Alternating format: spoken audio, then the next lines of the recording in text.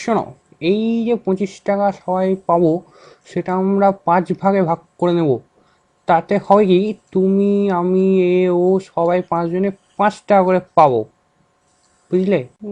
না না, তুমি নিজেকেই ঠকাচ্ছ। যদি পাঁচ না 25 টাকাকে আমরা 5 ভাগে ভাগ করি, তাহলে আমি এ ও সবাই 14 টাকা করে পাবো।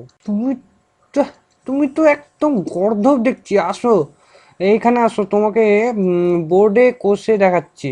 দেখো, এই হলো 25, 25কে ভাগ করলাম 5 দিয়ে, হলো 5। 5 2 যায় না, তাহলে 5 যাবে 25-এ। 5 5 25। না না, একদিনে বুঝছি তোমার কেন বাবা পয়সা খরচ করে পড়াশোনা শিখিয়েছে। দেখো, 5, এই 25কে ভাগ করবো 5 দিয়ে।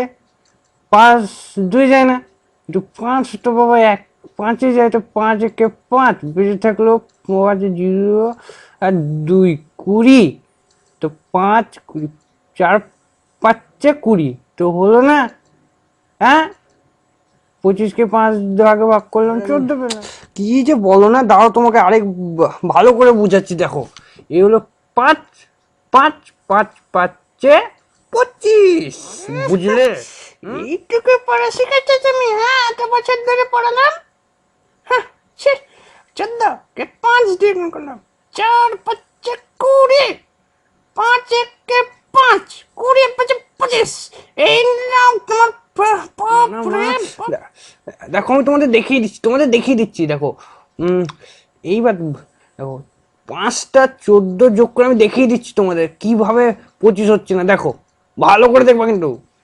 5টা 14 আমি যোগ করবো আর 25 হবে না। দেখো, 4 4 8 12 16 20, 21 22 23 24 25। তাহলে বুঝলে, বেশি পড়াশোনা করতে হয় না কেন? হ্যাঁ,